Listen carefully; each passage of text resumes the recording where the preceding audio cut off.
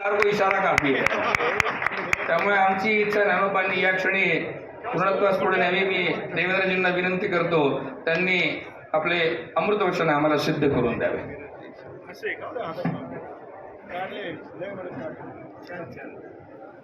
बोला पुंडलिक वरदा हरी विठ्ठल. श्री ज्ञानदेव तुकाराम पंढरीनाथ भगवान की जय.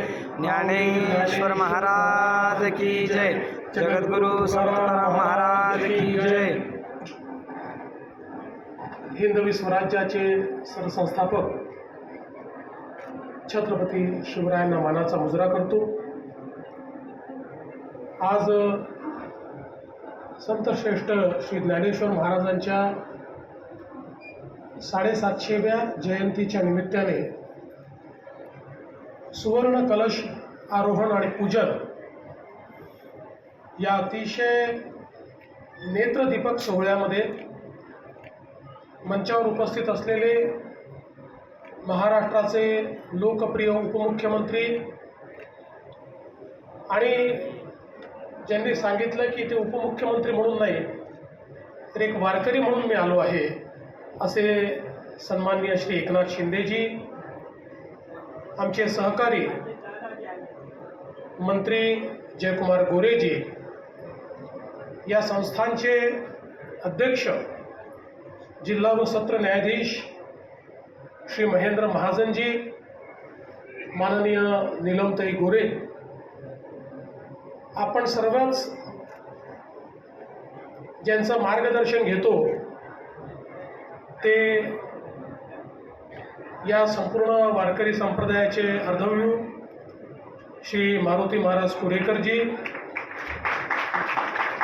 त्याचप्रमाणे श्री नारायण महाराज जाधवजी, या ठिकाणी प्रमुख विश्वस्त योगी निरंजननाथ गुरु शांतीनाथ, विश्वस्त डॉक्टर श्री भावार्थ देखणे, विश्वस्त ॲडव्होकेट राजेंद्र उमा, विश्वस्त श्री चैतन्य लोंढे, विश्वस्त ॲडव्होकेट रोहिणीताई पवार, श्री पुरुषोत्तम पाटील, खासदार श्रीरंगप्पा बारणे, आमदार महेशदादा लांडगे, आमदार बाबाजी काळे, आमदार उमाताई खापरे, आमदार बापूसाहेब पठारे, आमदार देवेंद्र कोठे, या ठिकाणी उपस्थित सर्व दानशूर दानवीर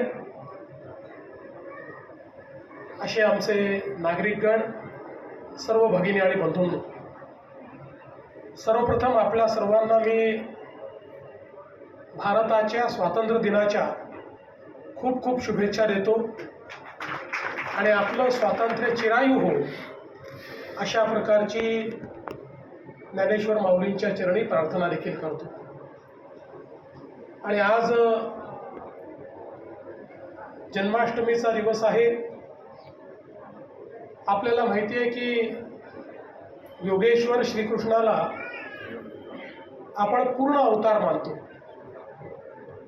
आणि या पूर्ण अवताराने ज्या प्रकारे जीवनाचा मार्ग आपल्याला दाखवला आणि कुरुक्षेत्राच्या मैदानामध्ये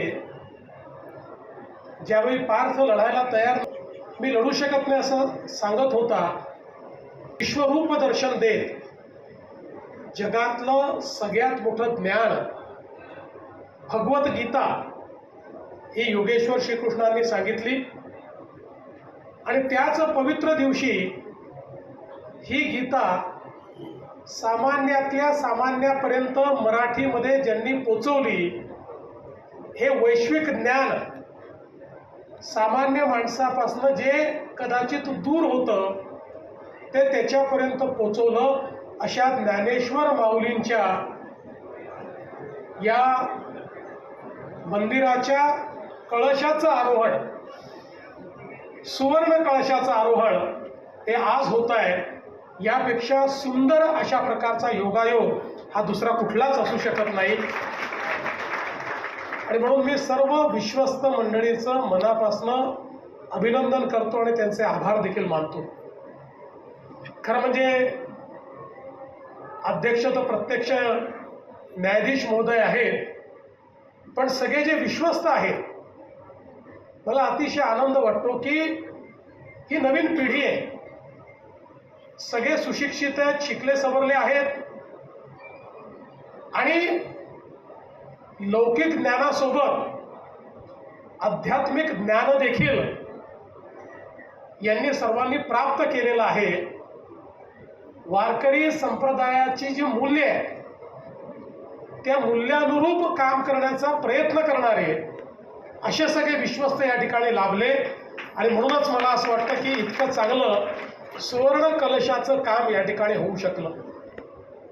आणि शिंदे साहेबांनी सांगितलं खरं आहे की केवळ घोषणा झाली आणि अनेक दानशूर सर्व आपल्यासारखी मंडळी ही पुढे आली आणि आपापल्या परीनं प्रत्येकाने त्या ठिकाणी दान दिलं. दान म्हणणं योग्य नाही आहे, हे आपलं समर्पण आहे.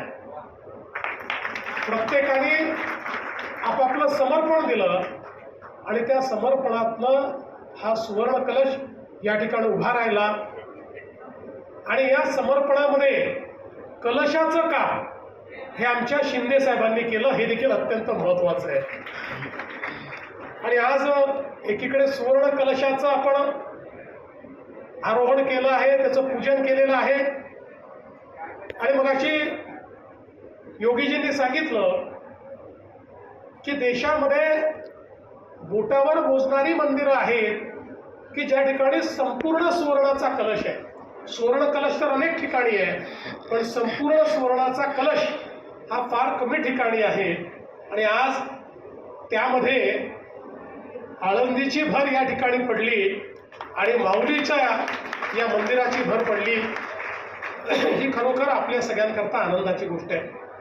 आणि त्यासोबत जे मुख्य द्वार आहे त्याचंही आपण या ठिकाणी पुनरुज्जीवन करण्याकरता बाबा खरे भूमिपूजन केलेलं आहे. महाजी शिंदे ज्यांनी खऱ्या अर्थानं छत्रपती शिवरायांनी तयार केलेलं हिंदवी स्वराज्य हे ज्यावेळी पानिपतच्या लढाईनंतर पूर्णपणे घायाळ होतं आणि अनेकांना असं वाटायचं की आता मराठा साम्राज्याचा अस्त झाला, हे साम्राज्य पुन्हा उभं राहू शकत नाही. अशा काळामध्ये पुन्हा एकदा त्या साम्राज्याला जोर देत केवळ 10 वर्षामध्ये दिल्लीचं तख्त पुन्हा एकदा जिंकणारे महाजी शिंदे होते. आणि म्हणून त्यांच्यासारखा योद्धा, त्यांच्यासारखा व्यासंगी, त्यांच्यासारखा कवी, त्यांच्यासारखा गीतकार, त्यांच्यासारखा गझलकार, त्यांच्यासारखा या ठिकाणी नाट्यकर्मी, तुम्ही सांगा ती विधा आणि सांगा ती कला, ज्या शौर्य आणि प्रतापी अशा व्यक्तीला त्या ठिकाणी उपलब्ध होती, अशा महाजी शिंद्यांच्या या बहादौराचं देखील आज भूमिपूजन झालंय. आणि आनंदाची गोष्ट आहे की मध्यंतरीच्या काळामध्ये आपण फार विचार न करता सगळीकडेच त्या वेळच्या अनुकूलतेनुसार सिमेंट कॉन्क्रीटची काही भर टाकून दिली, वेगळ्या पद्धतीचं बांधकाम करून टाकलं. त्यामुळे याचं जे अभिजात सौंदर्य आहे ते कुठेतरी कमी झालं होतं. पण आता या पुनर्निर्माणामुळे ते सौंदर्य देखील पुनर्प्राप्त होईल. आणि म्हणून मी त्याही करता विश्वस्तांचा अतिशय मनापासून या ठिकाणी आभार मानतो. आणि सगळ्यात महत्त्वाचं म्हणजे जे ऑडिओ बुक या ठिकाणी आपण तयार केलं आहे ते आपलं खूप मनापासून आभार मानेन, आपलं अभिनंदन करेन. खरं म्हणजे या ठिकाणी आमचं जे गीतेचं तत्वज्ञान आहे हे तत्वज्ञान खऱ्या अर्थानं जगातलं सर्वोत्तम तत्वज्ञान आहे. आणि आज केवळ आम्ही हे सांगत नाही तर जगातल्या प्रगत देशांमध्येही हे तत्वज्ञान स्वीकारलं जात आहे. आणि असं हे तत्वज्ञान, ज्या तत्वज्ञानाला 9000 ओव्यांच्या माध्यमातून आपल्या जनसामान्यांपर्यंत माऊलींनी पोचवलं आणि त्याला अगदी सोप्या शब्दामध्ये त्यातलंही तत्वज्ञान हे पसायदानाच्या माध्यमातून आपल्यापर्यंत आणलं. मला असं वाटतं की ते आता सगळ्या भाषांमध्ये या ठिकाणी उपलब्ध होणार आहे. आणि केवळ भारतीय भाषा नाही तर रशियन असेल, स्पॅनिश असेल, जर्मन असेल, फ्रेंच असेल, इटालियन असेल, अशा सगळ्या भाषांमध्ये हे तत्वज्ञान या ठिकाणी आणण्याचं काम करण्यात आलं. मला असं वाटतं हे खूप महत्त्वाचं आहे आणि म्हणून मी खरोखर आपलं अतिशय मनापासून अभिनंदन करतो. आज आपण सगळे पाहू शकतो की आपली जी भारतीय ज्ञान परंपरा आहे या देशाच्या इतिहासामध्ये अनेक वेळा राजकीय गुलामगिरी आपल्याला स्वीकारावी लागली. अनेकांनी आक्रमण करून आपल्याला राजकीय गुलाम केलं, पण आमच्या सांस्कृतिक मूल्यांना कोणी कधीच गुलाम करू शकलं नाही. कारण आमच्याकडे एक इतकी मोठी सांस्कृतिक परंपरा होती. ज्या ज्यावेळी आमच्यावर आक्रमण झालं त्यावेळी या सांस्कृतिक परंपरेने आमचा विचार आणि आमची मूल्य जिवंत ठेवली. आणि त्याचं सगळ्यात मोठं प्रतीक जर काही असेल तर तो आमचा वारकरी संप्रदाय आहे की ज्या वारकरी संप्रदायानं ही आमची शाश्वत वारकरी, आमची जी शाश्वत भारतीय मूल्य आहे, आमचं जे हिंदू तत्वज्ञान आहे, आमचा जो सनातन धर्म आहे, या प्रत्येकाची मूल्य जोपासून ती पुढच्या पिढीपर्यंत नेली. आणि म्हणून राजकीय गुलामगिरी आली मात्र वैचारिक गुलामगिरी आम्ही स्वीकारली नाही. आणि म्हणूनच आज भारत जगातली सर्वात जुनी आणि सातत्याने चालणारी सभ्यता आहे. पूर्वी लोक सांगायचे इजिप्त आणि बॅबिलोनिया ही जगातली सर्वात जुनी सभ्यता आहे. इजिप्त आणि बॅबिलोनियाची जी सभ्यता आहे 4000 वर्षापूर्वीची आहे, त्यापेक्षा जुनी नाही आहे, ती संपून गेली. पण आज भारतामध्ये रत्नागिरीपासनं तर राखीगडीपर्यंत आणि बिरांनापर्यंत वेगवेगळ्या प्रकारची संशोधनं केल्यानंतर 8000 वर्षापूर्वीची, 9000 वर्षापूर्वीची शहरं सापडत आहेत. गावं नाही, शहरं, ज्याच्यामध्ये पूर्ण रूपाने विकसित अशा प्रकारची नगरं, जर तुकाराम महाराजांनी सांगितलं होतं नगर स्थापन करावी, तशा प्रकारची नगरं ही आपल्याला त्या ठिकाणी पाहायला मिळत आहे की ज्याच्यामध्ये बहुमजली इमारती आहेत, ज्याच्यामध्ये ड्रेनेजची व्यवस्था आहे, ज्याच्यामध्ये मोठे मोठे रस्ते आहेत. म्हणजे ज्यावेळी जगाला संस्कृती काय आहे हे माहिती नव्हतं त्याही वेळी या भारतामध्ये ही सांस्कृतिक चेतना जिवंत होती.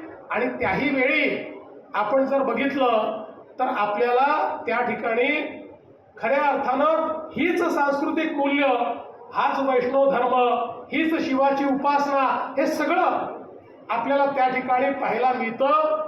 म्हणजे आपण हे जे काही सनातन सांगितलेलं आहे त्या सनातनचा अर्थ काय आहे? सनातनचा अर्थ आहे जे कधीच संपू शकत नाही, जे नेहमी चालत राहतं, जे पुण्य पुरातन आहे पण नित्य नूतन आहे, जे प्रवाहासारखं आहे, जो प्रवाह थांबू शकत नाही, असा जो प्रवाह आहे की ज्या प्रवाहातलं पाणी हे निरंतर शुद्ध होत असतं, अशा प्रकारचा प्रवाह असलेली ही सनातन संस्कृती. आणि आज जगाने हे मान्य केलं की ही सनातन संस्कृतीच आणि हा भारतीय सभ्यता ही सगळ्यात जुनी सभ्यता आहे. आणि आज भाषांमध्येही आमच्या भाषा, संस्कृत असेल, तमिळ असेल, या सगळ्या भाषा याच जगातल्या प्राचीन भाषा आहेत, हे आज जगाने मान्य केलेलं आहे. अनेक वर्षापर्यंत या ठिकाणी जी काही हरप्पन संस्कृती जिला म्हटलं गेलं त्याच्यामधली लिपी ही कोणती आहे हे देखील सापडत नव्हतं. त्या लिपीचा अर्थ काय आहे हे देखील सापडत नव्हतं. पण आता तेही सापडलं. लोक म्हणायचे ही संस्कृतची आधीची भाषा आहे, हरप्पन भाषा बाहेरून आलेली आहे.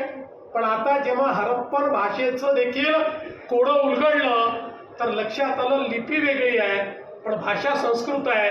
हरप्पन भाषेमध्ये लिहिलेली प्रत्येक गोष्ट ही संस्कृतमध्ये लिहिलेली आहे. म्हणजे जेव्हा आताचा युरोप हा स्टोन एज मध्ये होता किंवा आताचा अमेरिका जेव्हा अस्तित्वातही नव्हता त्यावेळी पूर्णपणे विकसित स्वरूपामध्ये सभ्यता आणि संस्कृती असलेला देश आपण होतो. आणि म्हणूनच मला असं वाटतं की ही जी विचाराची परंपरा आहे, हा जो विचाराचा ठेवा आहे, हा अत्यंत महत्वाचा आहे. आणि विशेषतः या वारकरी परंपरेने आणि आमच्या संतांच्या मांदियाने आम्हाला काय दिलं. आपण बघा, या देशाच्या इतिहासामध्ये जेव्हा जेव्हा आम्ही वेगवेगळ्या गटांमध्ये खंडित झालो, कधी जातीमध्ये, कधी अजून कुठल्या तरी वेगवेगळ्या प्रथांमध्ये आम्ही ज्यावेळेस विभाजित झालो, आम्ही ज्यावेळी एक प्रकारे मनुष्यांमध्ये भेद करायला लागलो, त्यावेळी आम्ही गुलामगिरीमध्ये गेलो. आणि त्यावेळी संतांनी आम्हाला शिकवण दिली की आपल्याला एकत्रित राहायचं आहे. आज आपण जर संतांची शिकवण आणि संपूर्ण वारकरी परंपरा बघितली तर ही परंपरा अशी आहे जी प्रत्येक आमचा वारकरी हा समोरच्या वारकऱ्यामध्ये पांडुरंगाला पाहतो. तो त्याची जात पाहत नाही, पंथ पाहत नाही, भाषा पाहत नाही, त्याच्याकडे श्रीमंती आहे की गरिबी आहे पाहत नाही. तो त्याच्या पायामध्ये त्या ठिकाणी दंडवत करतो, त्याच्या पाया पडतो आणि त्याच्यामध्ये विठ्ठल पाहतो. ही जी काही संस्कृती आम्हाला दिलेली आहे, ज्ञानेश्वर माऊलींना देखील संन्यासाची मुलं म्हणून त्या ठिकाणी हिणवलं गेलं. त्या वेळेच्या समाजाने अनेक प्रश्न उभे केले आणि या प्रश्नांमध्ये जेव्हा समाज विभाजित झाला त्यावेळी आम्ही गुलामगिरीकडे गेलो. आणि म्हणून संत समाजाने आमच्या सगळ्या समाजाला सांगितलं आपल्याला एकत्रित राहावं लागेल, तरच आपण एकत्रित विकास करू शकू, तरच आपण एक चांगला समाज तयार करू शकू. आणि हीच संतांची शिकवण, ही शाश्वत शिकवण आहे. आणि माऊलींची शिकवण देखील तीच शिकवण आपल्याला या ठिकाणी मिळालेली आहे. कारण माऊलींनी पसायदानाच्या माध्यमातून कुठल्या व्यक्तीकरता दान मागितलेलं नाही, कुठल्या परिवाराकरता दान मागितलेलं नाही, केवळ वैष्णवांकरता देखील दान मागितलेलं नाही, संपूर्ण विश्वाकरता दान मागितलेलं आहे. ही विचार करण्याची जी काही श्रीमंती आहे ती श्रीमंती आपल्याला त्या ठिकाणी माऊलींच्या ठायी दिसते, ती आमच्या संतांच्या ठायी दिसते. आणि खऱ्या अर्थानं